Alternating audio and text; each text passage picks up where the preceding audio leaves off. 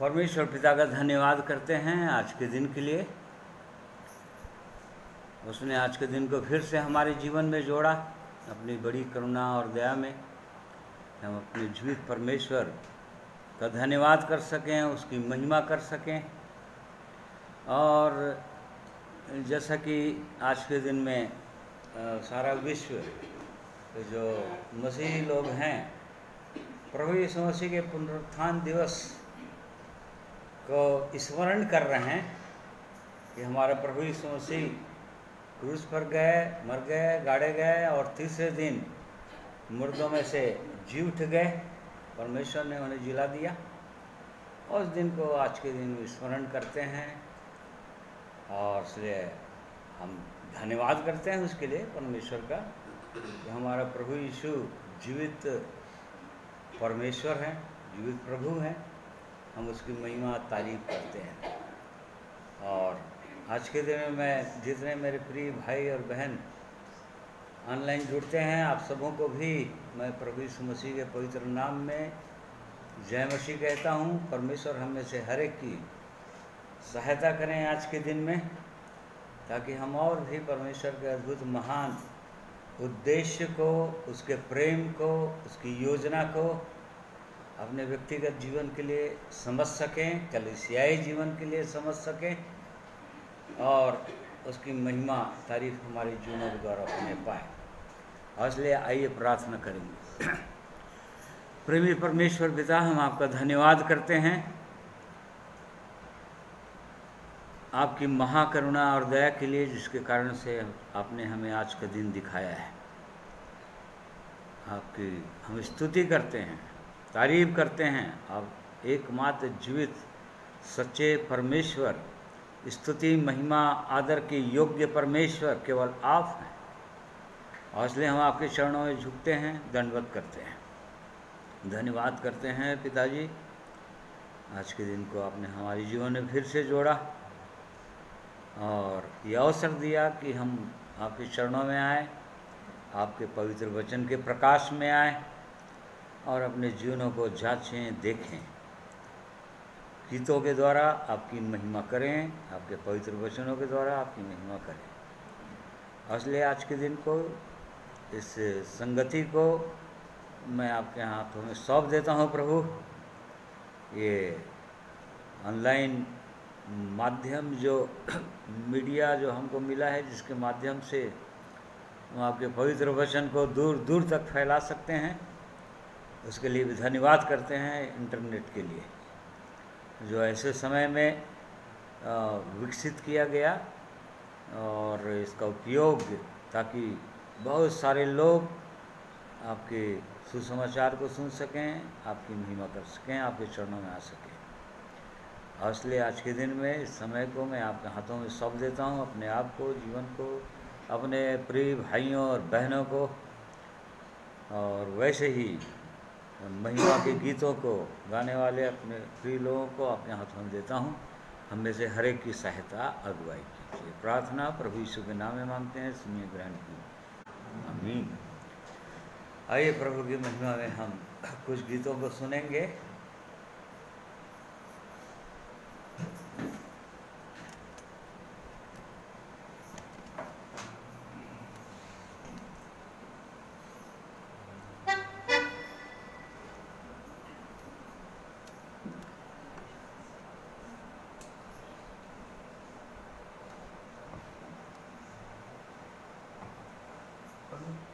परमेश्वर पिता का धन्यवाद देते हैं आज के सुंदर दिन के लिए, जिसे परमेश्वर ने बनाया और हमें से हर एक को आज का दिन दिया है कि हम उस महान परमेश्वर की स्तुति करें, आराधना करें और अपने जीवन से उस परमेश्वर के नाम को ऊंचा करें। आइए कुछ गीतों के द्वारा हम परमेश्वर पिता की स्तुति करेंगे। गीत किताब में 115 में एक गीत है, आप सब जानते हैं, हृदय भेंट चढ़ाएं प्रभु को स्तुति प्रशंसा कराई। इस गीत के द्वारा परमेश्वर पिता की स्तुति करेंगे।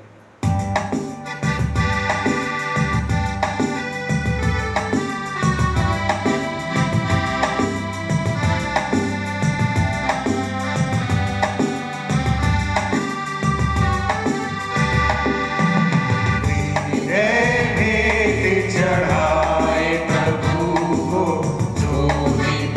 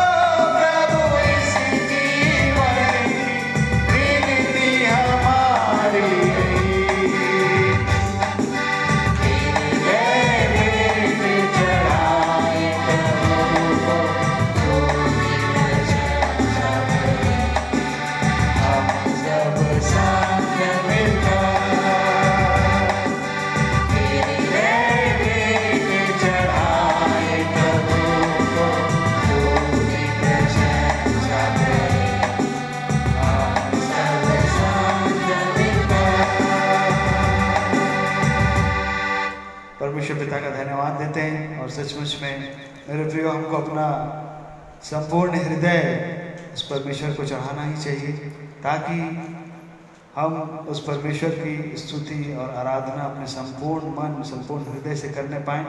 इसलिए एक और गीत को गाएंगे, भजन गीत नंबर 119 में पाया जाता है, हो धन्यवाद प्रभु तेरा तूने इतना दिया है।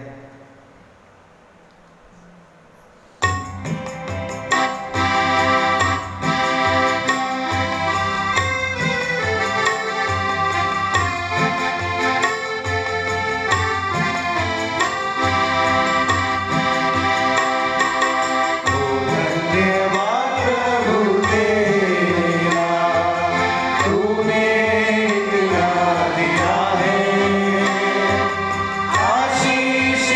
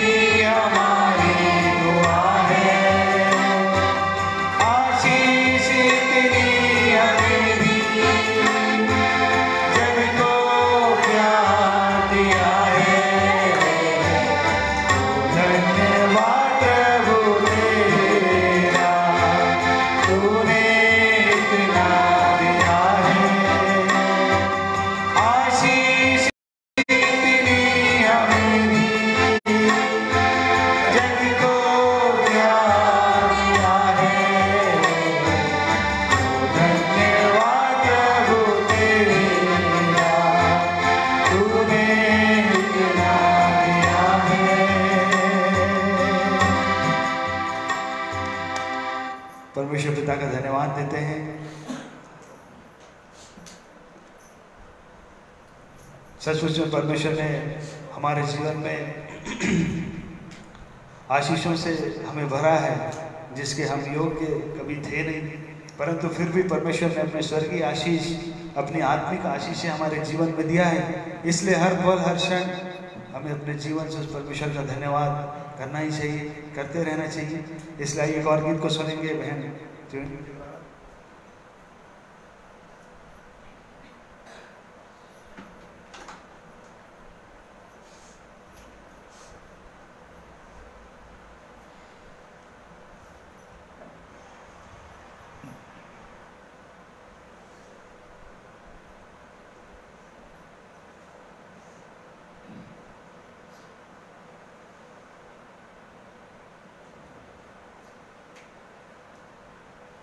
Hello hello hello.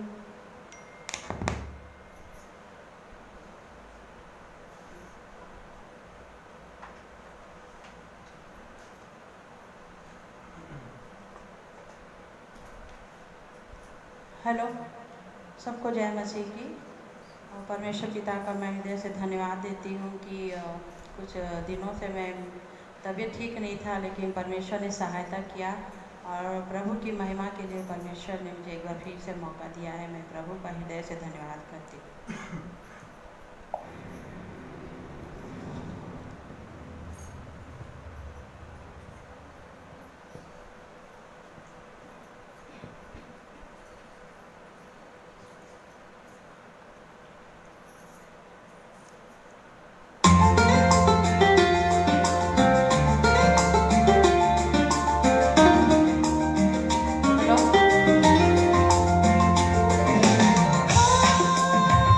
Oh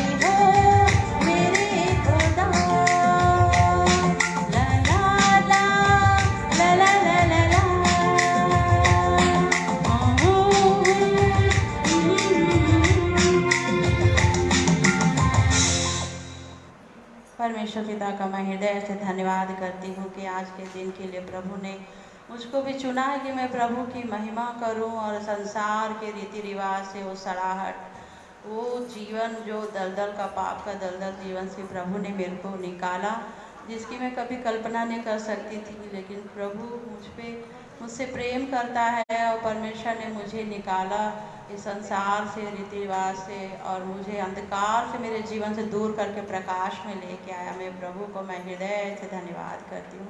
मेरे जीवन से सदा प्रभु की महिमा हो। सबको जय मसीह की।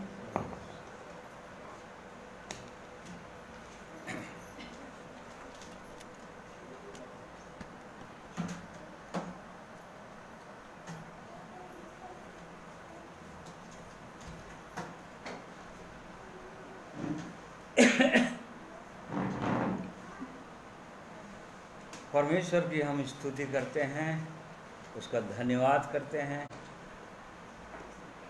कि उसने हमारे जीवन में, हमारे होठों में नया गीत डाला है, जो छुटकारे का गीत है।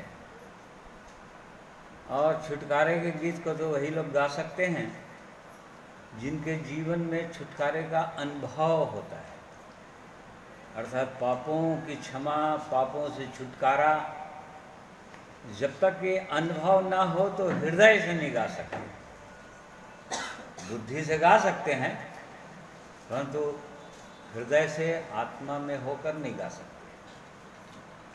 और जब तक एक व्यक्ति आत्मा में होकर नहीं गाता है, उस जीवित परमेश्वर की कभी भी महिमा नहीं होता।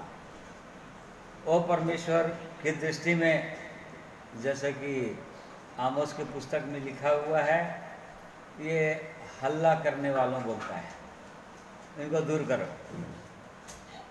केवल हल्ला करते हैं लोग। और इसलिए वो परमेश्वर का हम धन्यवाद करते हैं। उसने अद्भुत काम हमारे जीवन में किया और लोगों के जीवन में करना चाहते हैं। आज जैसा कि सारा संसार प्रभु यीशु मसीह की पुनरुत्थान दिवस के रूप में मना रहे हैं, और परंतु उसके महत्व को बहुत कम लोग समझते हैं। वही लोग समझते हैं जिनके जीवन में ये अनुभव होता है, पापों की क्षमा का, छुटकारे का अनुभव होता है। वही लोग समझ सकते हैं पुनरुत्थान दिवस के महत्व को। और परमेश्वर का हम धन्यवाद करते हैं उसके पवित्र वचन के लिए, जिसके द्वारा हम इन सब बातों को समझ सकते हैं, हमने जाना है। और जो मसीही विश्वास है जितने सारे विश्व में, उसका आधार जो है प्रभु यीशु मसीह का पुनरुत्थान, मरे हुओं में से जब जी उठा, तब ये विश्वास का आधार है। और नहीं तो केवल प्रभु यीशु क्रिस्त मर गए हमारे पापों के लिए। यदि वहीं तक होगा, वहीं तक रहता, तो विश्वास सब कुछ व्यर्थ होता। जैसा कि हम परमेश्वर के पवित्र वचन में से देखेंगे कुछ बातों को, और इन वचनों के द्वारा हम अपने आप को भी देखेंगे कि हमारे जीवन में ये परमेश्वर का वचन, ये पुनरुत्थान के सामर्थ्य कहाँ तक कार्यकारी है हमारे जीवन में, व्यक्तिगत रूप से। इस बात को हम समझ सकते हैं। पहला कुरिन्थियों 15 अध्याय उसका 12 पद से भाई पढ़ रहे हैं। कुरिन्थियों के पहली पत्री 15 अध्याय का 12 पद पढ़ो ना। पहला कुरिन्थी 15 अध्याय उसका 12वां पद। इसलिए जबकि मसीह का यह प्रचार किया जाता है कि वह मरे हुओं में से जी उठा, तो तुम में से कितने कैसे कहते हैं कि मरे हुओं का पुनरुत्थान है ही नहीं। हाँ, ये इसलिए लिखा है क्योंकि आज भी बहुत से ऐसे पंथ हैं क्रिश्चियनिटी में भी, मसीहत के अंदर भी, जो लोग विश्वास नहीं करते कि प्रभु यीशु मसीह मुर्दों में से जी उठा। ऐसा कुछ कुछ डिनोमिनेशंस है जो लोग इस बात पर विश्वास नहीं करते कि प्रभु यीशु की मृत्यु हुई क्रूस पर और मरकर वो तीसरे दिन जी उठा। आज बहुत सारे लोग संसार में जो इस बात पर विश्वास नहीं करते, परंतु हमारा प्रभु यीशु मसीह या हमारा विश्वास और अन्य लोगों के और किसी भी ईश्वर पर विश्वास से बस एक ही अंतर है, और वही अंतर ये है कि हमारा प्रभु यीशु मसीह एकमात्र प्रभु यीशु मुर्दों में से जी उठा, मर कर जी उठा। और किसी के विषय में हम इतिहास के अंदर नहीं पाते हैं कि कोई मुर्दों में से जी उठा होगा, परंतु तो केवल प्रभु यीशु मसीह यहीं पर, और सारे विश्वास से अंतर हो जाता है ये। और उसके बावजूद भी बहुत सारे लोग हैं जैसे कि हम देख रहे हैं कि विश्वास नहीं करते कि प्रभु यीशु मसीह मुर्दों में से जी उठा। और इस कारण से यहाँ पर लिखा हुआ है आगे, यदि मरो हुओं का पुनरुत्थान है ही नहीं तो मसीह भी नहीं जी उठा। यदि ऐसा कहते हैं तो फिर इसका मतलब मसीह भी जी नहीं उठा। आगे, और यदि मसीह नहीं जी उठा तो हमारा प्रचार करना भी व्यर्थ है और तुम्हारा विश्वास भी व्यर्थ है। आगे, वरन हम परमेश्वर के झूठे गवाह ठहरे, क्योंकि हमने परमेश्वर के विषय में यह गवाही दी कि उसने मसीह को जिला दिया, यद्यपि नहीं जिलाया। यदि मरे हुए नहीं जी उठते और यदि मरे नहीं जी उठते तो मसीह भी नहीं जी उठा। हाँ, देखो पौलुस प्रेरित क्या कह रहे हैं यहाँ पर। हम जो प्रचार कर रहे हैं, लोग जो प्रचार कर रहे थे, और प्रचार का बस एक ही उसका ये था, सुसमाचार को हम जानते हैं कि प्रभु यीशु मसीह क्रूस पर गए, मर गए, गाड़े गए, इतना ही नहीं, मुर्दों में से जी उठ गए। यही सब कुछ को अंतर कर देता है। और इसीलिए बोल रहा है कि यदि ऐसा विश्वास नहीं है तो कोई ऐसा प्रचार करता है तो व्यर्थ है उसका प्रचार। क्योंकि आगे 17, और यदि मुर्दे नहीं जी उठते तो मसीह भी नहीं जी उठा, और यदि मसीह नहीं जी उठा तो तुम्हारा विश्वास व्यर्थ है और तुम अब तक अपने पापों में फंसे हो। हाँ, ये मसीह विश्वास व्यर्थ है। यदि प्रभु यीशु मसीह नहीं जी उठा, यदि केवल वो इस दुनिया में आया होता, शरणी में शरीर धारण करके और क्रूस की मृत्यु भी सह लेता, परंतु यदि मरकर जी नहीं उठता, तो यहाँ पर पौलुस प्रेरित के द्वारा परमेश्वर बताना चाह रहा है कि सब मनुष्य का विश्वास व्यर्थ है। व्यर्थ विश्वास है, फिर विश्वास का कोई अर्थ नहीं है।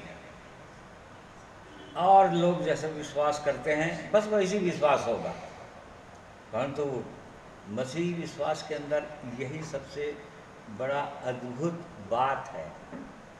और हालांकि इस बात पर मसीहियत के अंदर जोर नहीं दिया जाता, केवल क्रूस की मृत्यु के विषय में जोर दिया जाता है।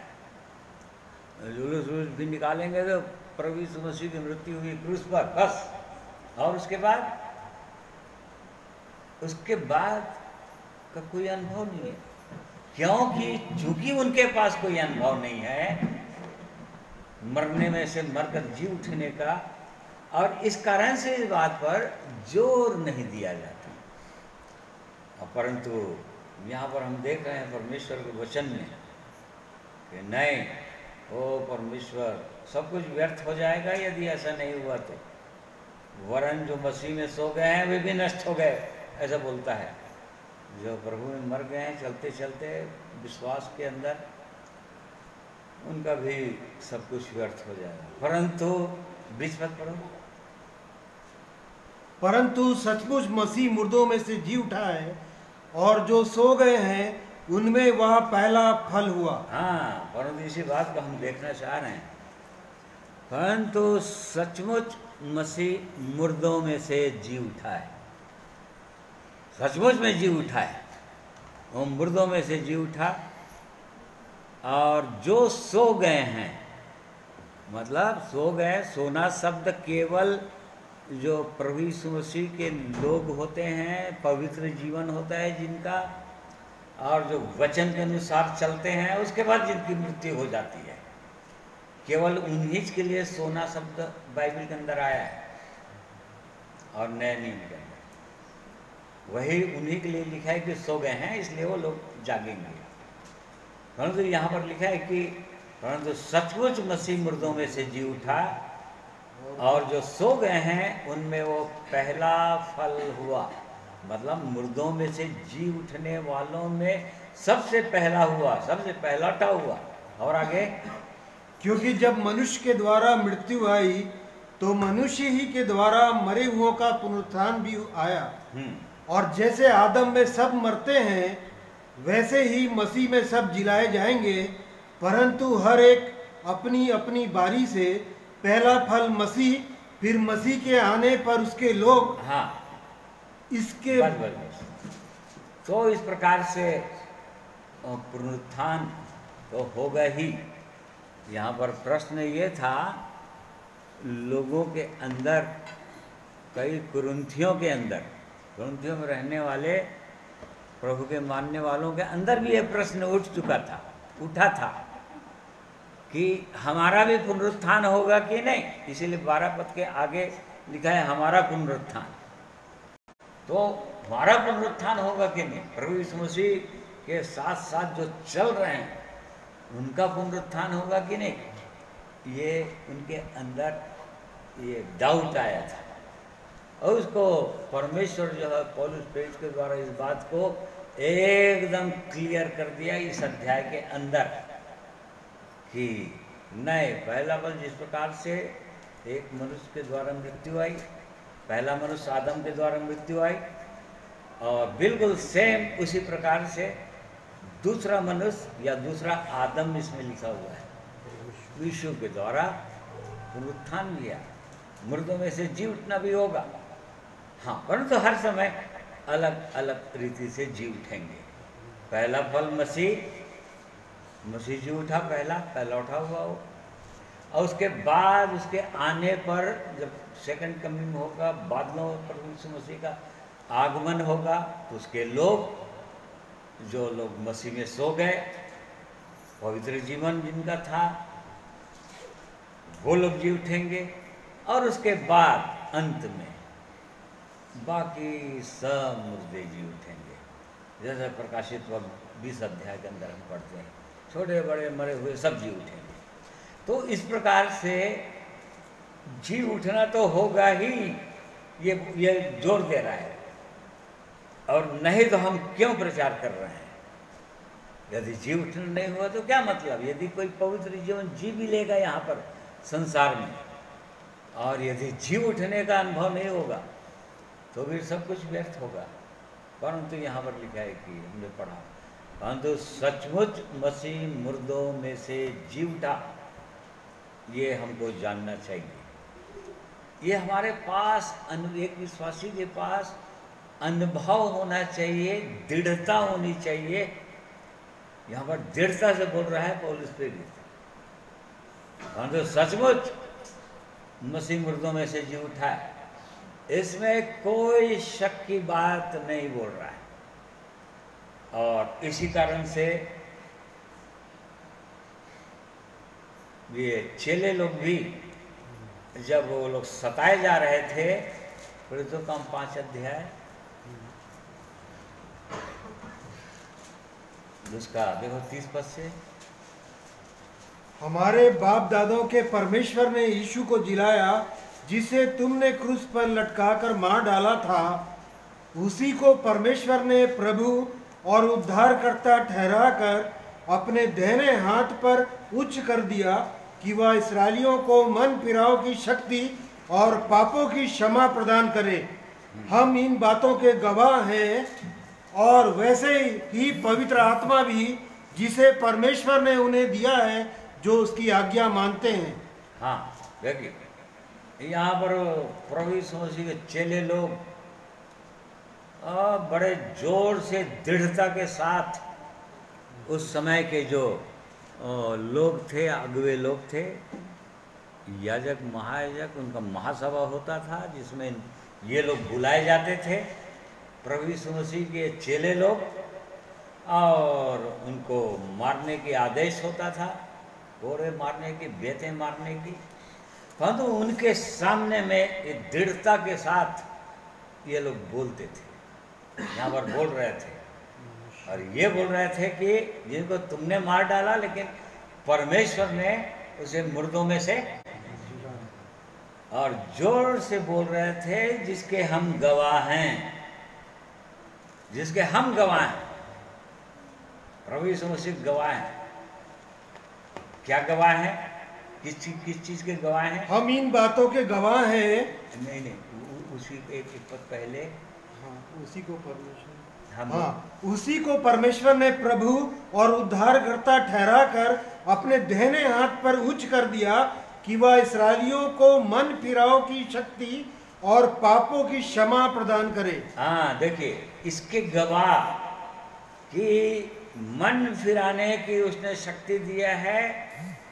हर गवाह वही गवाह होता है जिनको परमेश्वर ने मन फिराने की शक्ति दिया, पापों से मन फिराने की, अंधकार से प्रकाश की ओर आने की, शैतान के अधिकार से छूटकर परमेश्वर के पास आने की, जिनको शक्ति दिया परमेश्वर, और जिनके पाप क्षमा हो गए। ये लोग जोर से इस बात को महासभा के सामने बोल रहे थे, और हम गवाह हैं, अर्थात उसने हमें मन फिराने की शक्ति दिया, मुझे मन फिराने की शक्ति दिया। मैं पहले पाप और अपराधों में डूबा हुआ था, खोया हुआ था, भटका हुआ था। इसी प्रकार से जो लोग ऐसा बोल सकते हैं, पाप गुनाहों में पड़े हुए थे, खोए हुए थे, भटके हुए थे, अंधकार का राजा, अंधकार का राज्य हमारे जीवन में था, अर्थात पाप हमारे जीवन में राज्य करता था, परंतु उस परमेश्वर ने हमको भी मन फिराने की शक्ति दिया, और हम मन फिरा सके, अंधकार से निकल सके, पापों के जीवन से निकल सके, छुटकारा प्राप्त कर सके, और हमारे सारे पाप क्षमा हो गए।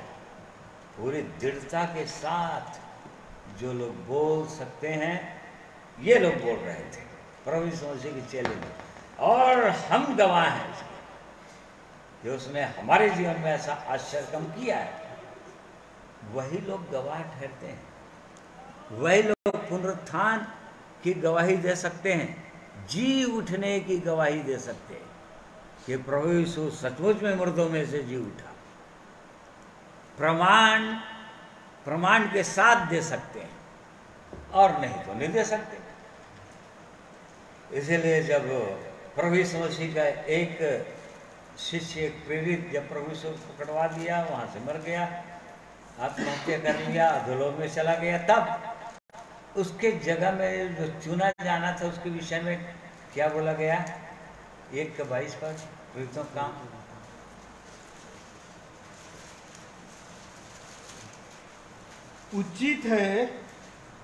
उचित है कि उनमें से एक व्यक्ति हमारे साथ उसके जी उठने का गवाह हो जाए। हाँ देखो, यहाँ पर ये नहीं दे रहा है कि मरने का गवाह, क्रूस पर चढ़ने का गवाह। एक व्यक्ति, यहूदा इस्करियोती के जगह में एक व्यक्ति किसके गवाह हो जाए? उसके जी उठने के गवाह। देख लीजिए, जी उठा हुआ व्यक्ति ही गवाह बन सकता है, जिसको परमेश्वर ने भी मृतों में से जिलाया। पापों में जो मरे हुए थे उनको जो जिला दिया, उनके पास ये प्रमाण होना चाहिए, सच्चा प्रमाण होना चाहिए, और तभी कह सकता है व्यक्ति कि मुझे जिलाया उसने। और नहीं तो वो दिवस को तो मना सकते हैं सब लोग, त्योहार के रूप में सारी दुनिया मना रही है, परंतु क्या ये गवाही भी है, क्या ये दृढ़ता भी है? कह सकते हैं कि उसने मुझे मन फिराने की शक्ति दिया, मेरे पापों को उसने क्षमा कर दिया, पूरी तरह धो डाला, मिटा डाला, और अब उसका राज्य भी मेरे जीवन में नहीं है दुष्ट का। ये जो लोग कह सकते हैं वो लोग गवाह हैं, जैसा कि ये लोग गवाह थे। हम तो गवाही हैं, और पवित्र आत्मा भी जिसे उनको देता है वो परमेश्वर जो उसकी आज्ञाओं को मानते हैं। पवित्र आत्मा गवाह होता है।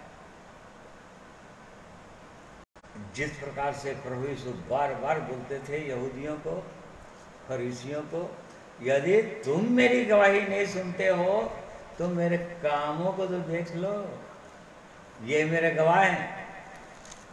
जो पवित्र आत्मा के सामर्थ्य में मेरे जीवन के द्वारा होता है, वो परमेश्वर इस काम को करता है मेरे जीवन में, ये मेरे गवाह है बोलता था। पवित्र आत्मा गवाही के रूप में होना चाहिए, हमारा सपोर्ट करना चाहिए, हमारे गवाह होना चाहिए, प्रभु यीशु मसीह का गवाह होना चाहिए। और तब तो प्रभु यीशु मसीह पर विश्वास करने का कोई अर्थ है, अन्यथा कोई अर्थ नहीं है, कुछ भी अर्थ नहीं है। या जैसा कि याकूब बोलता है कि मरा हुआ विश्वास है, ऐसा विश्वास तो शैतान बहुत ज़्यादा करता है। वो तो विश्वास करता है कि प्रभु यीशु मसीह मरे हुए से जिलाया गया, मुर्दों में से जी उठा। शैतान को पूछेंगे तो साफ साफ बोलेगा, वो परमेश्वर का पुत्र मसीह है, वो बोलेगा परमेश्वर का पुत्र है, वो मुर्दों में से जी उठा है। वो तो पूरा जानता है, वो तो शैतान, उसके पास ही गवाही है।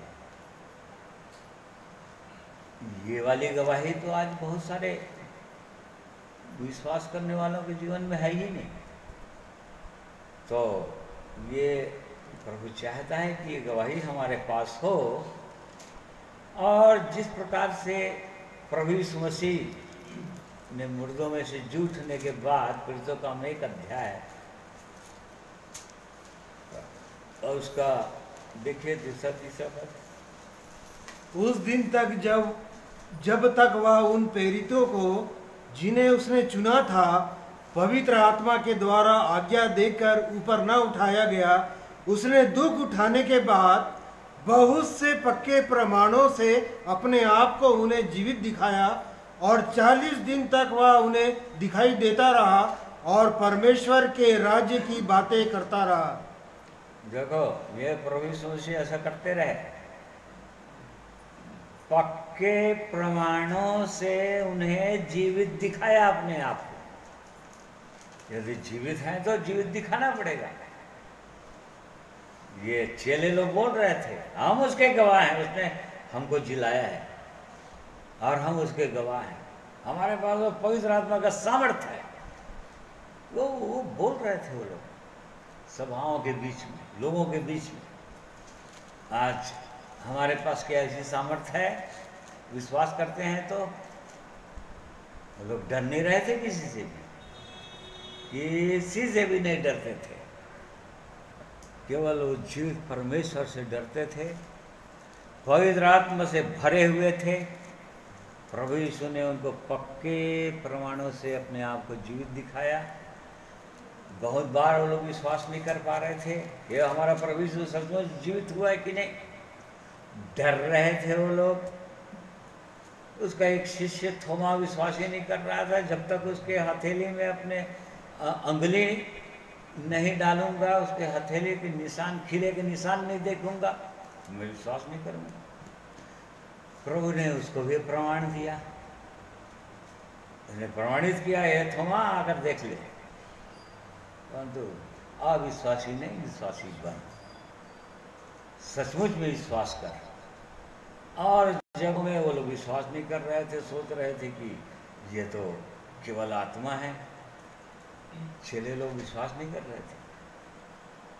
और तब प्रभु यीशु ने कहा, मुझको छू कर देखो, क्योंकि आत्मा के मांस और हड्डी नहीं होता, मुझको छू कर देखो, मेरे पास मांस और हड्डी है।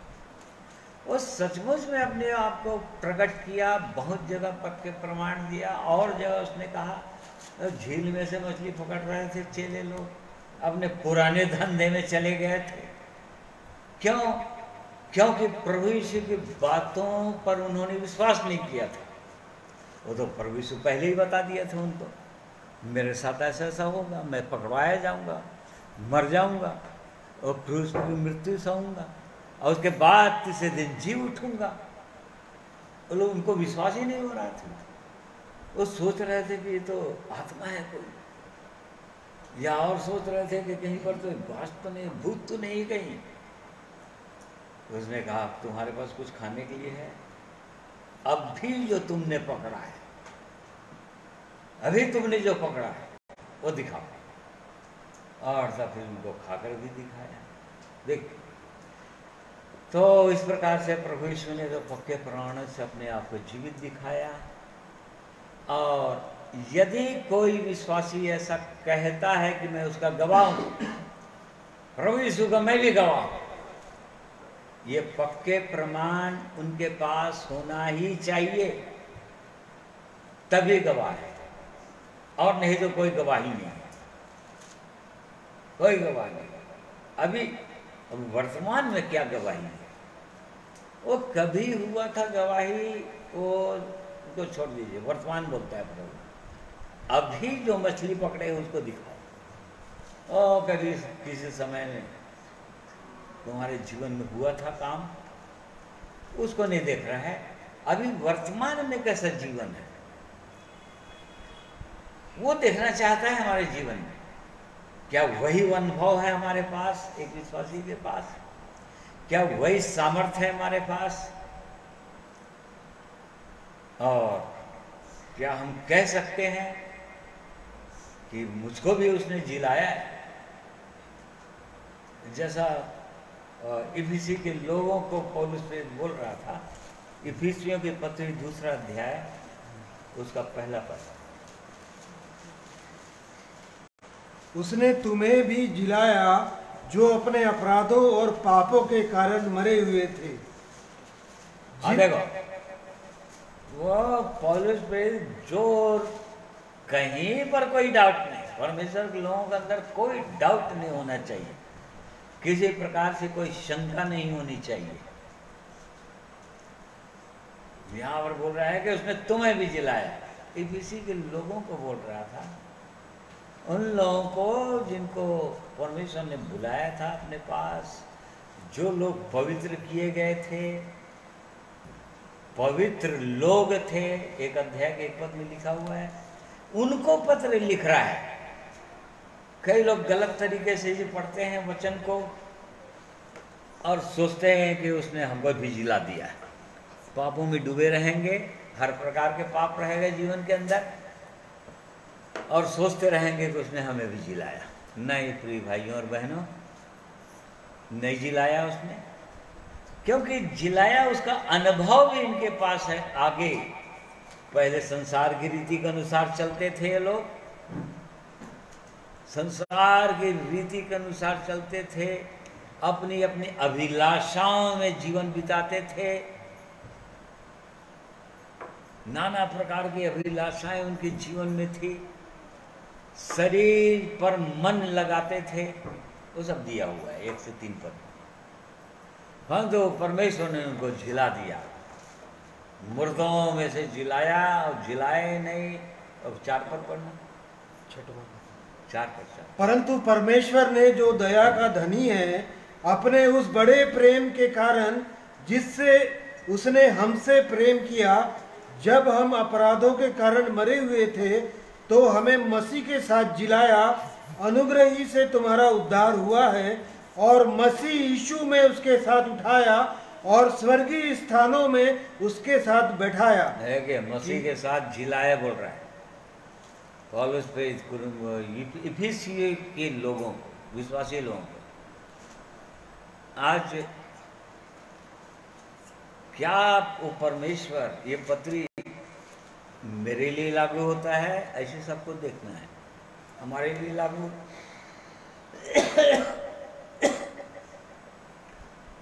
हर विश्वासी के लिए लागू होता है कि नहीं? क्या कह सकते हैं कि मसीह ने मुझको भी जिलाया? मैं भी अपने अपराधों और पापों में मरा हुआ था और उसने मुझको जिला दिया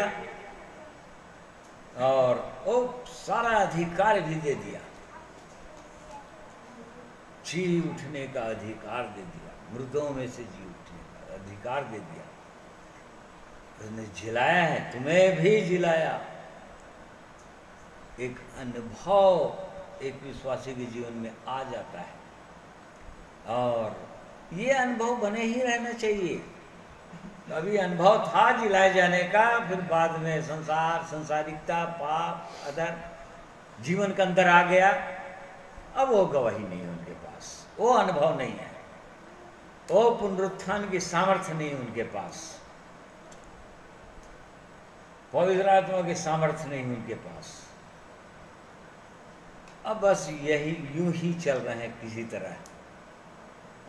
विश्वासी अपने आप को समझते हुए, ऐसा नहीं है भी भाइयों और बहनों।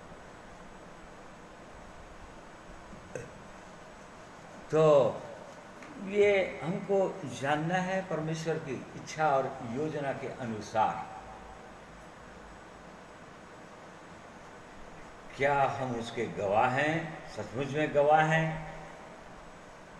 ये अनुभव है हमारे पास, और यदि ये अनुभव है, क्या पवित्र आत्मा का अनुभव है? क्योंकि जिनके पास पवित्र आत्मा होगा उन्हीं को भी जिलाएगा। जब प्रभु यीशु मसीह का आगमन होगा या मुर्दों में से मर जाएंगे, सो जाएंगे, या प्रभु यीशु का आगमन हो जाएगा, बदल जाएंगे, क्या चीज़ बदलेगा? पवित्र आत्मा ही बदलता है एक व्यक्ति को। पवित्र आत्मा रहेगा तो बदलेंगे, नहीं रहेगा तो नहीं बदल पाएंगे। रोमियो 8 अध्याय उसका 11 पद पढ़िए। यदि उसी का आत्मा जिसने यीशु को मरे हुए में से जिलाया तुम में बसा हुआ है, तो जिसने मसीह को मरे हुए में से जिलाया वह तुम्हारी नश्वर देहों को भी अपने आत्मा के द्वारा जो तुम में बसा हुआ है जिलाएगा। तो देखिए, यदि वो आत्मा जिनके अंदर बसा होगा, पवित्र आत्मा, उन्हीं को जिलाएगा। यहां पर इस वचन के अनुसार जिसके द्वारा वो जिलाया गया, प्रभु यीशु जिलाया गया। कैसे जिलाया गया लिखा है, फिर पढ़िए। यदि उसी का आत्मा जिसने यीशु को मरे हुए में से जिलाया। पवित्र आत्मा से प्रभु यीशु भरे हुए थे और परमेश्वर का ही आत्मा ने प्रभु यीशु को जिलाया मुर्दों में से। यहाँ पर पौलुस प्रेरित बोल रहा है कि यदि वही आत्मा हमारे अंदर, एक विश्वासी के अंदर बसा रहेगा, पवित्र आत्मा से भरा रहेगा वो, तभी वो भी जिलाया जाएगा, और नहीं तो नहीं जिलाया जाएगा। इसलिए जांचना है हमको अपने जीवन। हम प्रभु यीशु मसीह के जी उठने की ओर ध्यान दे रहे हैं कि वो कैसे जिलाया गया, और हमारा विश्वास है, हमारा विश्वास का आधार ही है कि वो चूंकि मृतों में से जिलाया गया, हम भी जिलाए जाएंगे। ये हमारा विश्वास है, विश्वास का आधार है। और यदि नहीं तो फिर व्यर्थ है, विश्वास करना व्यर्थ है, सब कुछ व्यर्थ है। ये परमेश्वर की इच्छा है कि उसके लोग इन बातों को जानें, समझें और इसका प्रमाण दें अपने जीवन में। बोल रहा है प्रमाणित होना चाहिए हमारे जीवन में। इसी का 6वां अध्याय, हाँ, उसका 11 पद से पढ़ो वाला। ऐसे ही तुम भी अपने आप को पाप के लिए तो मरा, परंतु परमेश्वर के लिए मसीह यीशु में जीवित समझो। इसलिए पाप तुम्हारे नश्वर शरीर में राज्य ना करे कि तुम उसकी लालसाओं के अधीन रहो, और न अपने अंगों को अधर्म के हथियार होने के लिए पाप को सौंपो, पर अपने आप को मरे हुओं में से जी उठा जानकर परमेश्वर को सौंपो, और अपने अंगों को धर्म के हथियार होने के लिए परमेश्वर को सौंपो। हाँ देखो, मरे हुओं में से जी उठे हुए जानकर, एक विश्वासी को बोल रहा है, उस जीवन का जो अनुभव कर रहे हैं उनको बोल रहा है। यदि सचमुच में मुर्दों में से जी उठे हो, पाप और अपराधों में मरे हुए थे, जी उठे हो, तो अपने आप को परमेश्वर को सौंप दो पूरी रीति से। सौंपे हुए हो कि नहीं, ये पूछ रहा है, ये इनको बोल रहा है। आगे, तब तुम पर पाप की प्रभुता ना होगी, क्योंकि तुम व्यवस्था के अधीन नहीं वरन अनुग्रह के अधीन हो। ये प्रूव करना पड़ेगा, प्रमाण है ये कि एक व्यक्ति जो कहता है कि मुझको भी जिलाया परमेश्वर ने, पाप अपराधों में मरा हुआ था, उसके जीवन में ये प्रमाण चाह रहा है परमेश्वर, उसको ये प्रमाणित करना पड़ेगा कि उसने वो मरे हुओं में से जी उठा है और इस कारण से अपने आप को परमेश्वर को सौंप दिया है। और इसी कारण से चूंकि परमेश्वर को उसने अपने आप को सौंप दिया है, पाप की प्रभुता उसके जीवन में नहीं है। पाप उसके जीवन में राज्य नहीं करता, अंधकार का राज्य उसके जीवन में नहीं है, पाप की प्रभुता उसके जीवन में नहीं है, परंतु सचमुच में अनुग्रह के अधीन है। ओ परमेश्वर के अनुग्रह के अधीन है। परमेश्वर के अनुग्रह के अधीन है कहने का मतलब, परमेश्वर का अनुग्रह उनके जीवन में होता है जो अपने आप को पूरी रीति से दीन कर देते हैं और परमेश्वर का अनुग्रह रूपी सामर्थ, पवित्र आत्मा रूपी अनुग्रह की आत्मा उनके जीवन में राज्य करने लग जाता है। ये प्रमाण है कि शैतान उनके जीवन में राज्य नहीं करेगा, पाप उनके जीवन में राज्य नहीं करेगा, क्योंकि अनुग्रह के अधीन है। अर्थात हर समय परमेश्वर के सामर्थ उनके जीवन में कार्यकारी है, पवित्र आत्मा रूपी सामर्थ। क्यों? क्योंकि प्रभु में वो आगे बढ़े, उनके पास ये अनुभव है। ये परमेश्वर की सिद्ध इच्छा और मनसा है प्रिय भाइयों और बहनों, इसीलिए हमको जानना चाहिए। और ये तभी होता है, ये सामर्थ्य तभी आएगा, तभी उसको अनुभव करेंगे जब, जैसा कि पौलुस पे बोल रहा था अपने विषय में, फिलिपियों को बोल रहा था, 3 अध्याय उसका 10वां पद, ताकि मैं उसको और उसके मृत्युंजन की सामर्थ को और उसके साथ दुखों में सहभागी होने के मर्म को जानूं। हाँ देखो, ये पौलुस बोल रहा है फिलिपियों की कलीसिया को, उनको तो पत्र लिख रहा है, वो तो पत्र लिख रहा है, वो तो कब से विश्वास में आ चुका है, कब से कलीसिया बन चुकी है, फिलिपियों की कलीसिया और अन्य कलीसियाएं बन चुकी है, उनको पत्र लिख रहा है और वो कह रहा है ताकि मैं उसको और उसकी मृत्युंजय की सामर्थ्य को, प्रभु यीशु मसीह को ही जानने से काम नहीं चलेगा प्रिय भाइयों बहनों। जानना मतलब अनंत जीवन पाना, यूहन्ना 17:3 के अनुसार। उसको और उसको परमेश्वर को जान लिया। परंतु यहाँ पर लिखा है कि उसको और उसकी मृत्युंजय की सामर्थ्य को जानूं और उसकी मृत्यु की समानता को प्राप्त करूं। उसकी मृत्यु की समानता, प्रभु यीशु मसीह की मृत्यु की समानता को प्राप्त करूं। और आगे कि मैं किसी भी रीति से मरे हुओं में से जी उठने के पद तक पहुंचूं। ये उसका उद्देश्य है, ताकि किसी भी रीति से मरे हुओं में से जी उठने के पद तक, मतलब ये कहना चाह रहा है वो यहाँ पर, वो जो प्रभु यीशु मसीह का आगमन होगा तब मुर्दों में से जी उठेंगे, वो तो खैर होगा। परंतु यहाँ पर ये बोल रहा है, जब हम कह रहे हैं, एक विश्वासी कह रहा है कि उसने मुझको मुर्दों में से जिला दिया, तो ये मुर्दों में से जी उठे हो, इसका प्रमाण जीवन में कहाँ है, या है यहाँ तक पहुँच चुके हो तो उसका प्रमाण कहाँ है? ये प्रमाण तभी होगा एक विश्वासी के अंदर, ये बोलना चाह रहा है, जब एक व्यक्ति प्रभु यीशु मसीह की मृत्यु की समानता को, उसके दुखों में सहभागी होने के मर्म को जान सके। दुखों में सहभागी होने का मर्म, इसको कैसे समझेंगे?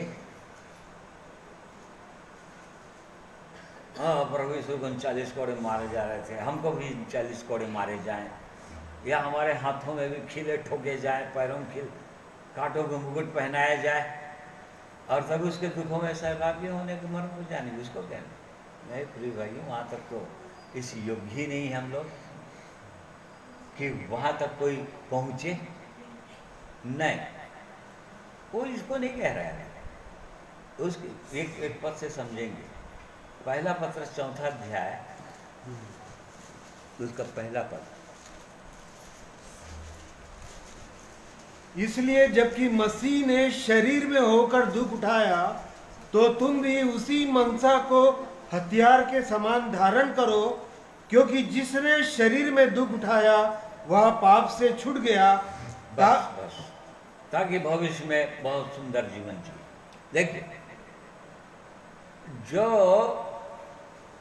प्रभु यीशु मसीह शरीर में दुख उठाया, पाप से क्यों छूटा वो? क्योंकि शरीर में दुख उठाया। मतलब पाप की प्रभुता उसके जीवन में हो सकता था, नहीं हो सकता था नहीं, स्वभाव में नहीं था पाप, और प्रभु यीशु पापी नहीं थे, निष्पाप थे वो तो। परंतु अपनी प्रार्थना में, उसकी प्रार्थना उसके विषय में लिखा है, जो उसको मृत्यु से बचा सकता था। इब्रानी 5 अध्याय में लिखा है, 4 अध्याय, जो उसको मृत्यु से बचा सकता था, दुख उठा उठा कर उसने आज्ञा मान ली, और इस प्रकार से उसकी सुनी गई, और वो अंत तक निष्पाप ही रहा। हर प्रकार की परीक्षाएं उसके साथ हुई, इब्रानी 4 अध्याय में लिखा हुआ है। जो हमारे जीवन में परीक्षाएं होती, जैसे इस जीवन को हम पाते हैं, या जब जीवन को नहीं पाए रहते हैं तो पाप में ही डूबे रहते हैं, और जीवन पाने के बाद भी बहुत परीक्षाएं आती ही रहती हैं। आँखों की अभिलाषा, शरीर की अभिलाषा, जीविका का घमंड, और बार बार जीवन में आते ही रहता है। अब उस पर जय कैसे पाया प्रभु यीशु? शरीर में जिस प्रकार से मसीह शरीर में होकर केवल क्रूस की मृत्यु सहा और तभी दुख उठाया, नहीं बोल रहा है यहाँ पर।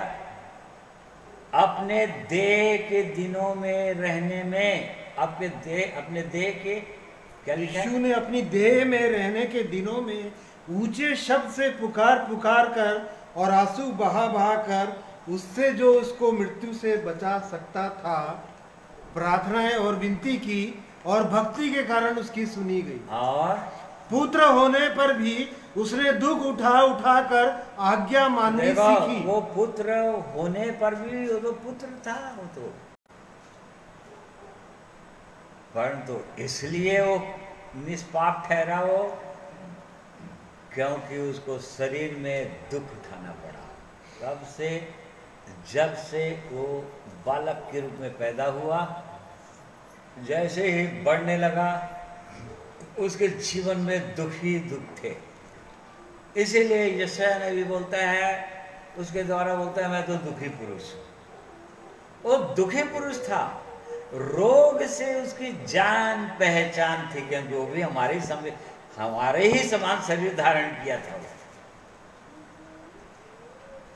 दुखों से वो जान पहचान थी और शरीर में होकर दुख उठाते रहा।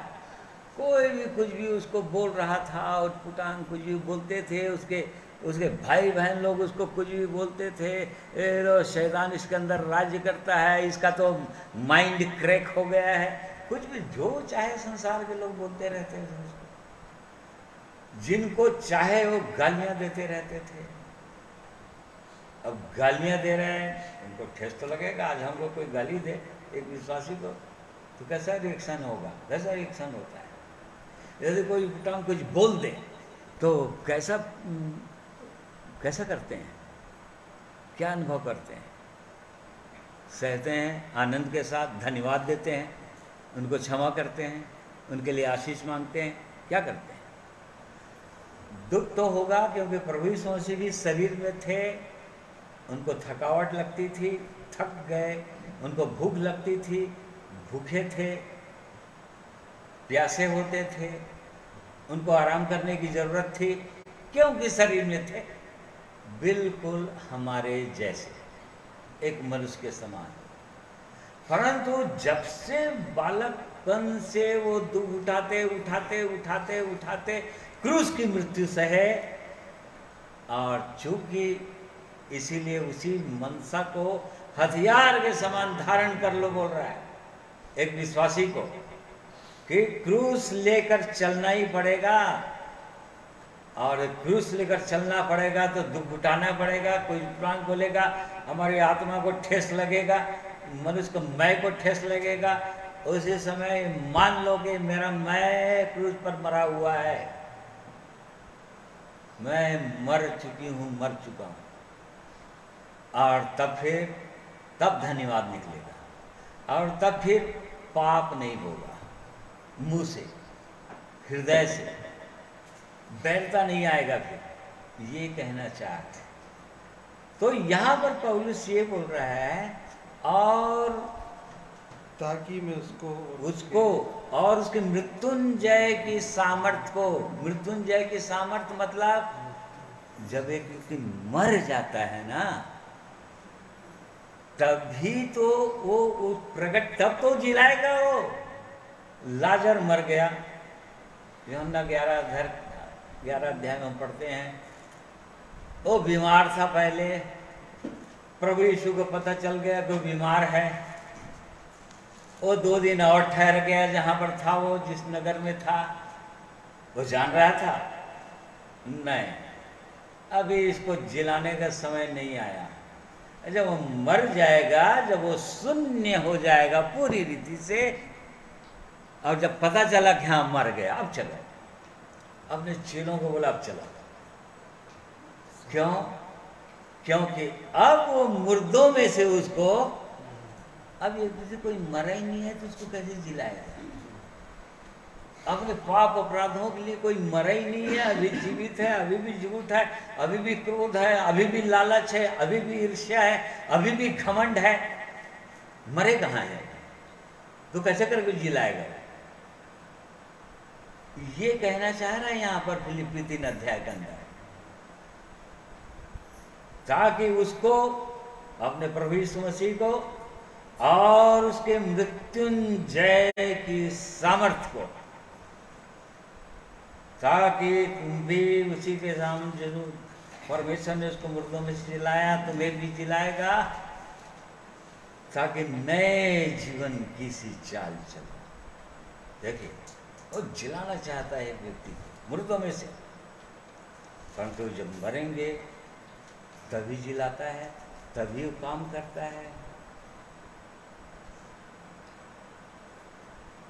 यदि हम अपना बदला ले लिए और परमेश्वर वचन कहता है क्रोध को अवसर दो, हे प्रियो अपना पलटा नहीं लेना, क्योंकि लिखा है कि मैं ही पलटा, परंतु क्रोध को अवसर देना।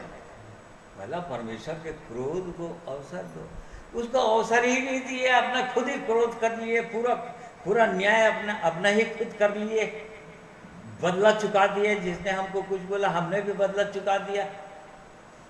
अब किस चीज को, क्या चीज को जिलाएगा? वो मरे ही नहीं तो जिलाएगा कैसे? देखिए इसलिए कहा पहले मरो और तब फिर मैं तुमको जिला दूंगा, मुर्दों में से जिला दूंगा, शून्य से उठा दूंगा तुमको। तो ये कहना चाह रहा था पौलुस के द्वारा। यहाँ पर एक पद और देखेंगे, एक जगह और देखेंगे, 2 कुरिन्थी 4 अध्याय 10-11। हम यीशु की मृत्यु को अपनी देह में हर समय लिए फिरते हैं कि यीशु का जीवन भी हमारी देह में प्रकट हो, क्योंकि हम जीते जी सर्वदा यीशु के कारण मृत्यु के हाथ में सौंपे जाते हैं कि यीशु का जीवन भी हमारे मरणहार शरीर में प्रकट हो। हाँ देखिए ये पौलुस प्रेरित क्या बोल रहा है कुरिन्थियों कलीसिया को, फिर से पढ़ो भाई। हम यीशु की मृत्यु को अपनी देह में हर समय लिए हर फिरते हैं। समय जो यीशु की मृत्यु को अपने देह में लिए फिरता है, कहने का मतलब पौलुस प्रेरित बोल रहा था मैं प्रतिदिन मरता हूं। और प्रभु यीशु ने भी कहा जो कोई मेरे पीछे आना चाहे वो जो यदि प्रतिदिन मरना ना चाहे तो मेरे पीछे ना आए। मैं प्रतिदिन मरता हूँ, प्रतिदिन मरता हूँ मतलब प्रतिदिन कोई न कोई मुझको थप्पड़ मारेगा, कोई गाली देगा, कोई सताएगा, कोई मुझ पर दोष लगाएगा, कोई मेरी निंदा करेगा। मैं मसीह की मृत्यु को अपने देह में लिए फिरता, ये कहना चाह रहे हैं वहां पर। जब एक व्यक्ति उसकी मृत्यु को अपनी देह में लिए फिरता है, अर्थात शरीर में तकलीफ होगी। हम टेढ़े और हठीले लोगों के बीच में रहते हैं संसार में। प्रभु यीशु ने अपने चेलों को कहा यूहन्ना 15 के अंदर, तुम संसार के, मैं संसार के नहीं, तुम भी नहीं हो। संसार मुझसे बैर करता है, तुमसे भी बैर करेगा। संसार तो बैर करेगा ही, और बैर करेगा तो कुछ भी कर सकता है, कुछ भी उल्टी सीधी बातें कर सकता है। परंतु एक विश्वासी भी बोल रहा है कि तुम अपने आप को मृत्यु के हवाले किए हो, मृत्यु के हवाले कर दो। यदि कुछ बोल रहा है तो मान लो कि तुम मर चुके हो। अपने देह में, शरीर में दुख होगा, जरूर होगा, उठाओ। क्योंकि पहला पत्रस 4 के 1 में, क्योंकि जो शरीर में दुख उठाया पाप से छूट गया। क्योंकि शरीर में उसने दुख उठा लिया, उसने किसी ने कुछ कहा, उल्टी सीधी कहा, बुरी बातें कहा, बुरा दोष लगाया, हमने सह लिया, उस दुख को सह लिया, और इस कारण से हमने उसको क्षमा कर दिया। मुझसे भी कोई पाप नहीं हुआ, हृदय के अंदर भी कोई पाप नहीं। जो शरीर में दुख उठाया वो पाप से छूट गया। ये कहने का मतलब है यहाँ पर इसी को बोल रहा है वो पुनरुत्थान की सामर्थ, मरे हुओं में से जी उठने की सामर्थ। और एक पद फिर से पढ़िए भाई, 10-11 पद। हम यीशु की मृत्यु को अपनी देह में हर समय लिए फिरते हैं कि यीशु का जीवन भी हमारी देह में प्रकट हो, क्योंकि हम जीते जी सर्वदा यीशु के कारण मृत्यु के हाथ में सौंपे जाते हैं। देखिए जो लोग इस जीवन में आते हैं जो लोग निर्णय करते हैं प्रभु यीशु के पीछे चलने का, बिल्कुल उनके साथ ऐसे ही होता है। हम हर समय मृत्यु के हाथ में सौंपे जाते हैं, जीते जी। जब हम जीवित हैं तो मृत्यु के हाथ में सौंपे जा रहे हैं। हमने पहले ही अपने आप को उसके हवाले कर दिया है निर्णय के साथ। मैं प्रभु यीशु आपके साथ मरता हूँ, मरती हूँ क्रूस पर, और आपके साथ जीना भी है मुझको। हर समय मृत्यु के हाथ में सौंपे जाते हैं। कारण क्या होगा उससे? कि यीशु का जीवन भी हमारे मरणहार शरीर में प्रकट हो। देखिए, प्रभु यीशु का जीवन बहुतों के विश्वासियों के जीवन में इसलिए प्रकट नहीं होता क्योंकि अपने आप को जीते जी मृत्यु के हाथ में सौंपते ही नहीं है। किसी ने कुछ बोला, हमने भी बोल दिया। उसने कुछ कहा, हमने बोल दिया, हमने भी पलटा ले लिया। हम दुख उठाने के लिए तैयार नहीं, त्याग करने के लिए तैयार नहीं, अपनी हानि सहने के लिए तैयार नहीं। इस कारण से पाप तो हो गई, कुड़कुड़ाहट तो आई गई, चिड़चिड़ाहट तो आई गई, मुंह से उल्टा शब्द सब तो निकलेंगे ही, दोष तो लगाएंगे ही दूसरे पर। देखिए, यदि मृत्यु का जीवन होगा, यदि मरने का अनुभव होगा तो ही जीने का अनुभव होगा। ये बोल रहा है, मृत्यु जिनके जीवन में राज्य करती है, जीवन भी उनके जीवन में, उनके जीवन के द्वारा प्रकट होगा। आगे एक पद और, इस प्रकार मृत्यु तो हम पर प्रभाव डालती है और जीवन तुम पर। हाँ, देखिए, विश्वासी, एक विश्वासी के अंदर यदि मृत्यु प्रभाव डाल रहा है, यदि उसने अपने आप को मृत्यु के हवाले कर दिया है पूरी रीति से, प्रभु यीशु मसीह के हवाले कर दिया है, अपना क्रूस ले लिया है पूरी रीति से, तो अवश्य उसके जीवन के द्वारा जीवन दूसरों पर प्रभाव करेगा। मृत्यु हम पर, जीवन तुम पर, दूसरे पर, देखने वालों पर, सुनने वालों पर। और जैसे ही मृत्यु हुई प्रभु यीशु मसीह के क्रूस पर, स्वर्ग साक्षी दिया, और बादल गड़गड़ाहट के साथ साक्षी दिया, भूकंप हो गए, और पत्थरें तड़क गया पूरी रीति से, और सिपाही लोग उसके रोमन गवर्नमेंट के और कहने लगे, सचमुच में परमेश्वर का एक पुत्र था, सचमुच में परमेश्वर का पुत्र था। जिसने ऐसा कहा, मैं विश्वास करता हूँ स्वर्ग में मिलेंगे। ऐसे बहुत से लोग उस सुंदर जीवन को उस समय, उस सैनिक लोग रोमन गवर्नमेंट के पा लिए होंगे जीवन। उसकी मृत्यु को देखकर, उसके मृत्यु में उसके जीवन को देखकर, मृत्यु तो उस पर प्रभाव डाला, जीवन दूसरा।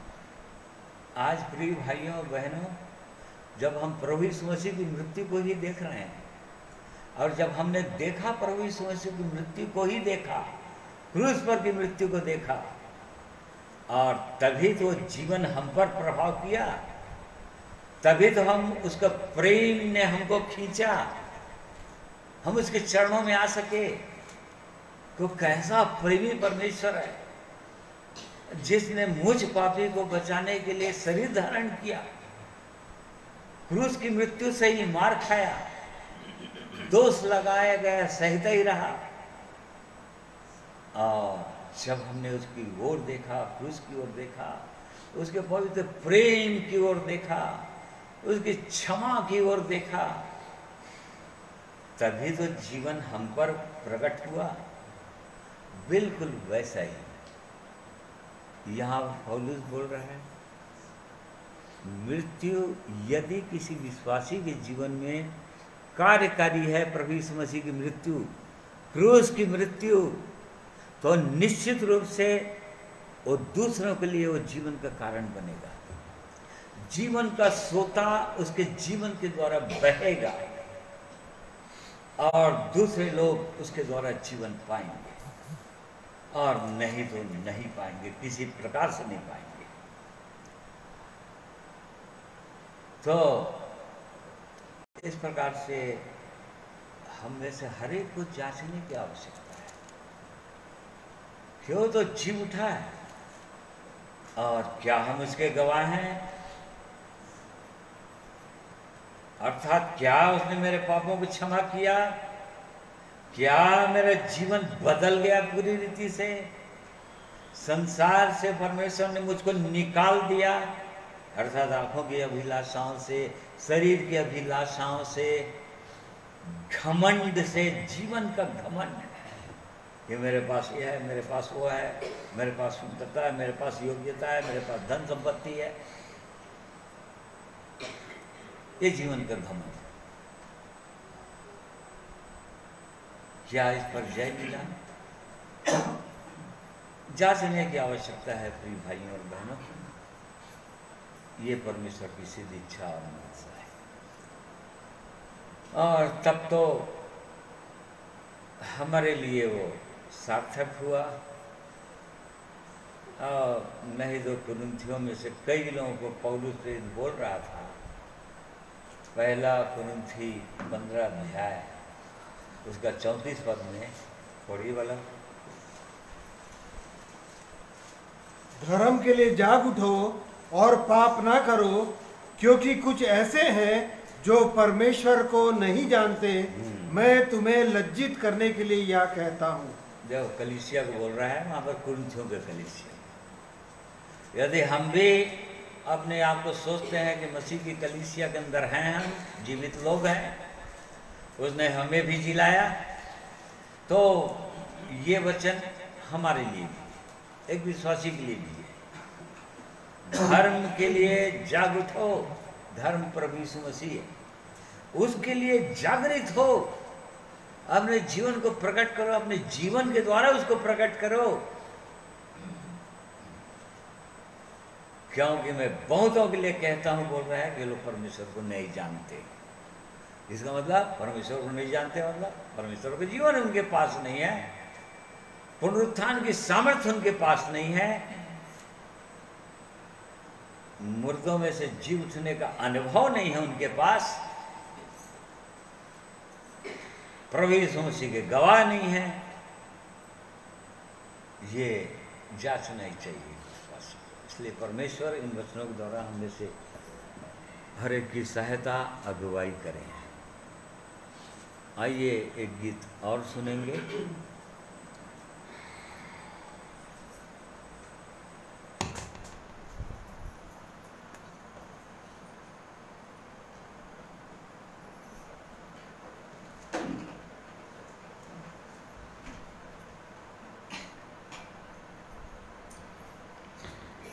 परमेश्वर पिता का धन्यवाद देता हूँ मैं भी सुंदर वचन के लिए और ऐसे जीवनदायी वचनों के लिए मैं परमेश्वर पिता का धन्यवाद देता हूँ। सचमुच में परमेश्वर ने हमसे अद्भुत प्रेम किया है, और यही कारण है कि आज हम जीवित हैं, और आज के दिन को परमेश्वर ने दिखाया है कि हम और भी उस परमेश्वर के प्रेम को करीब से जान सकें, और भी उस परमेश्वर को अपने जीवन में समझ सकें। और जैसा हमने वचन में सुना कि उसके मृत्युंजय की सामर्थ्य में सहभागी हो सके, इसलिए मैं परमेश्वर पिता का धन्यवाद देता हूँ सुंदर वचन के लिए। और एक गीत को गाना चाहता हूँ। गीत के बोल है, अगर हमको तेरा सहारा ना होता तो बचना भी मुमकिन हमारा ना होता। सच मेरे प्रियो, ये परमेश्वर की अद्भुत करुणा और दया और कृपा है कि आज हम जीवित हैं, और ये सिर्फ और सिर्फ परमेश्वर की दया के कारण से कि आज हम जीवित हैं। यदि उसकी दया हमारे जीवन से हट जाए या उसका अनुग्रह हमारे जीवन से हट जाए तो एक मनुष्य एक पल को भी नहीं देख सकता। इसलिए मैं परमेश्वर पिता का धन्यवाद देता हूँ। आइए इस गीत को सुनेंगे।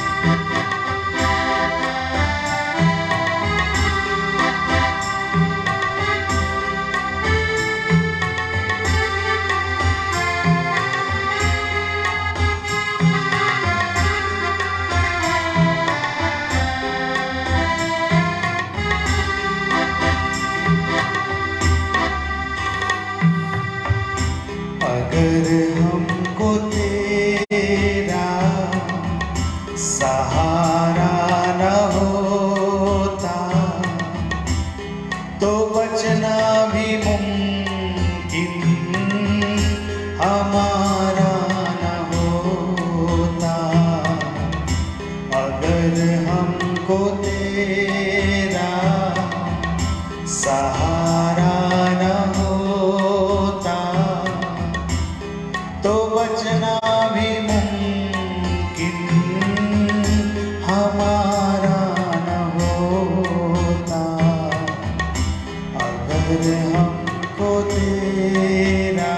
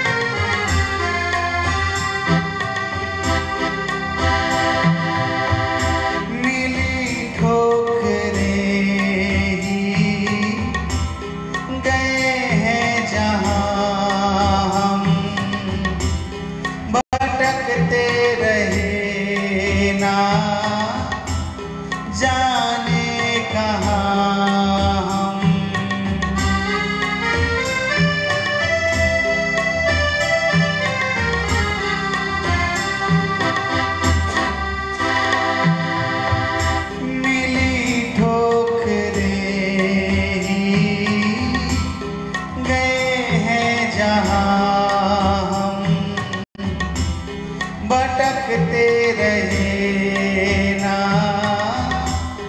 जाने कहाँ हम, न जाने कहाँ हम। अगर तुमने हमको पुकारा न होता, तो बचना भी मुमकिन हमारा न होता, अगर हमको तेरा सहारा न होता।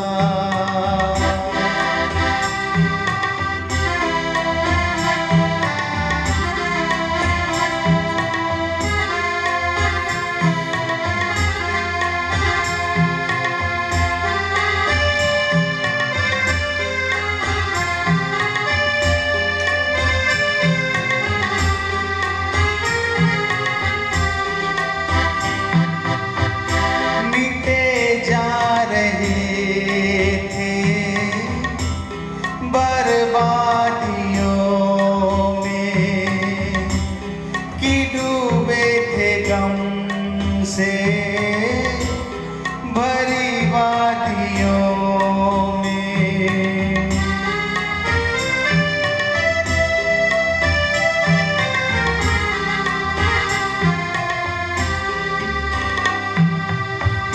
मिटे जा रहे थे बर्बादियों में कि डूबे थे गम से भरी वादियों में, भरी वादियों में। अगर तुमने हमको उभारा न होता, तो बचना भी मुमकिन हमारा न होता, अगर हमको तेरा सहारा न होता, तो बचना भी मुमकिन हमारा न होता, अगर हमको तेरा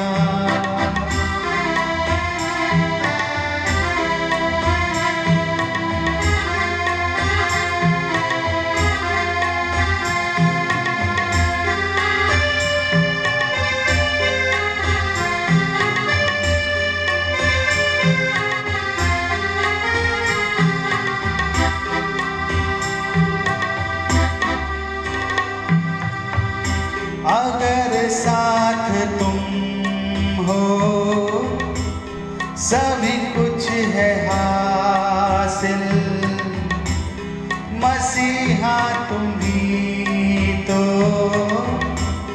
हमारी हो मंजिल।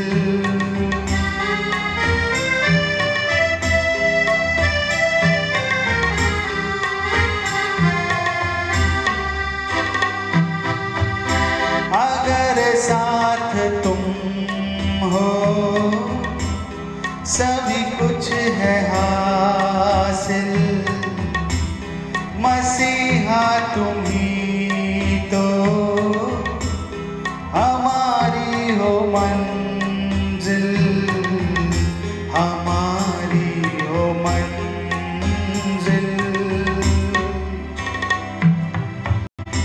अगर तुमने हमको सवारा न होता तो बचना भी मुमकिन हमारा न होता। अगर हमको तेरा सहारा न होता तो बचना भी मुमकिन हमारा न होता।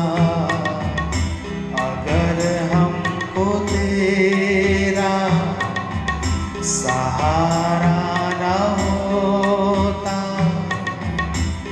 तो बचना भी मुमकिन हमारा न होता। अगर हमको तेरा।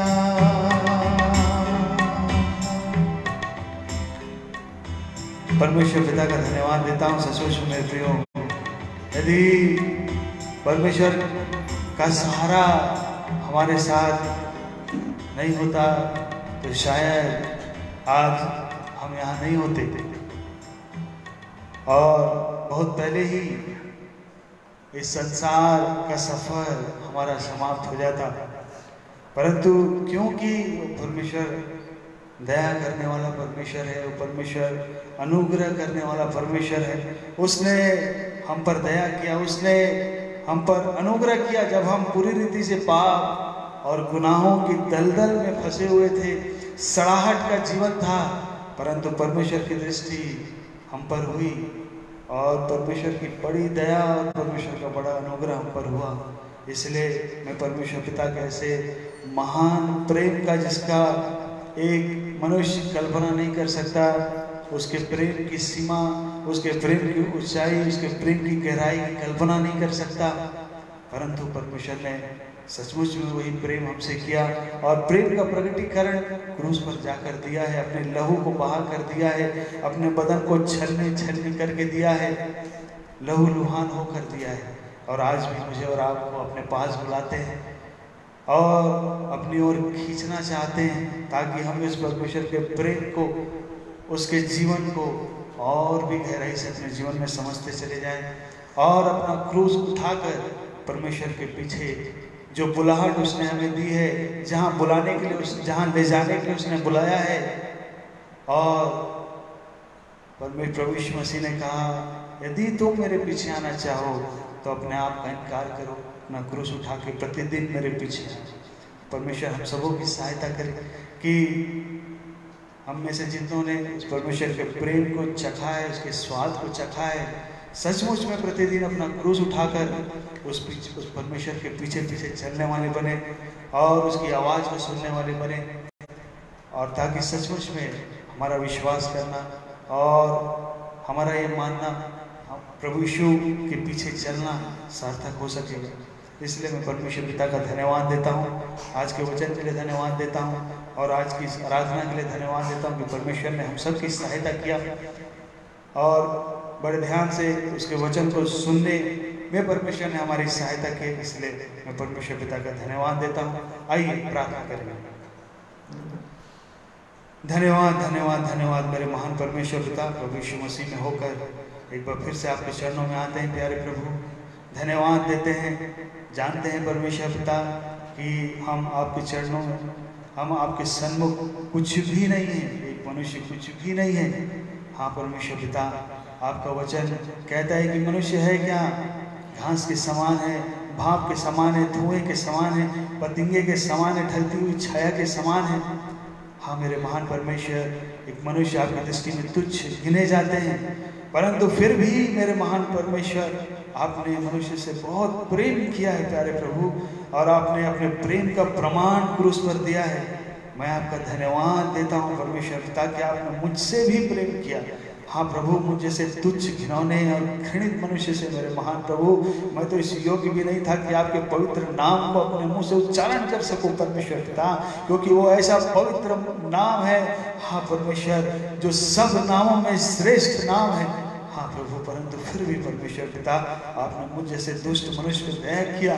मैं आपका धन्यवाद देता हूँ परमेश्वर, आपके प्रेम के लिए धन्यवाद देता हूँ, आपकी करुणा, आपकी दया के लिए धन्यवाद देता हूँ, आपके बहते हुए लहू के लिए धन्यवाद देता हूँ परमेश्वर पिता, जो आज भी क्रूस पर प्रभु जी उपलब्ध है, हर एक पापी के लिए उपलब्ध है, हर एक अधर्म करने वाले लोगों के लिए उपलब्ध है परमेश्वर पिता, हर एक गुनाह में डूबे हुए लोगों के लिए उपलब्ध है परमेश्वर पिता।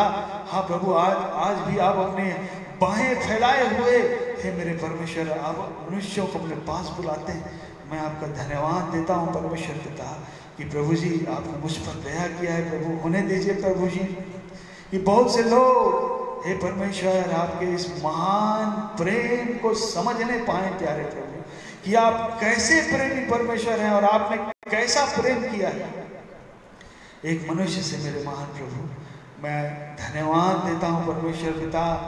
हाँ प्रभु, उस उद्धार के कार्य के लिए परमेश्वर पिता, जिसे आपने उस प्रभु जी उस दुखों को अपने शरीर में लेके परमेश्वर पिता एक पापी मनुष्य के पाप की सजा को अपने ऊपर लेके प्रभु जी क्रूस पर वो कार्य को पूरा किया है। मेरे महान प्रभु, जब आप क्रूस पे गए तो आपने आखिरी वाणी में कहा पूरा हुआ।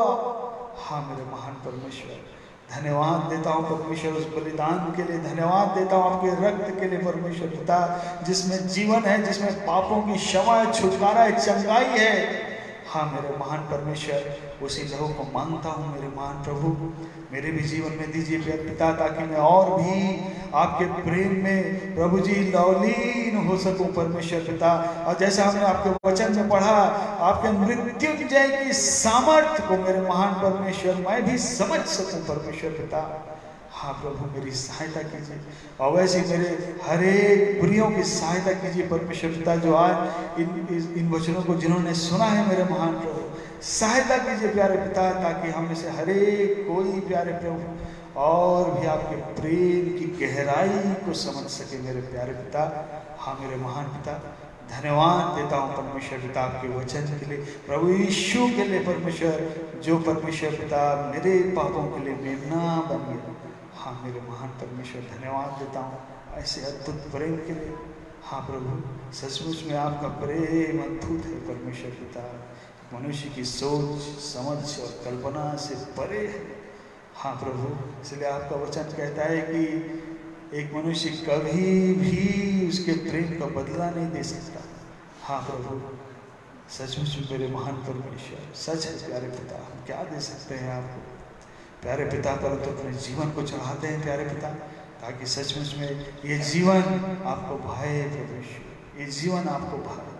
प्रार्थना करता हूँ मेरे महान, धन्यवाद देता हूँ परमेश्वर, हर एक सुनने वालों को परमेश्वर आप आशीषित कीजिए प्यारे पिता परमेश्वर, आपका वचन उनके जीवन में और भी धारण हो, काटे परमेश्वर पिता, ताकि हमें से हर एक कोई आपके आने के दिन परमेश्वर पिता तैयार पाए जाए, आपके संग जाने के योग्य ठहर सके, आपके संग खड़े होने के योग्य ठहर सके। प्रार्थना करता हूँ, धन्यवाद देता हूँ परमेश्वर पिता, आपने प्रार्थना सुना है प्यारे प्रभु, धन्यवाद के साथ विनती अपने उद्धार करता प्रभु यीशु के पवित्र प्रिय मधुर और मीठे नाम में मांगता हूँ, सुनिए आमीन। प्रिय भाइयों बहनों, मैं आपका धन्यवाद देता हूँ कि आपने समय निकाल के इस आराधना में हमारे साथ आप जुड़े। परमेश्वर आप तमाम सुनने वालों को बहुत आयत से आशीष करें। आप सबों को जय मसीह।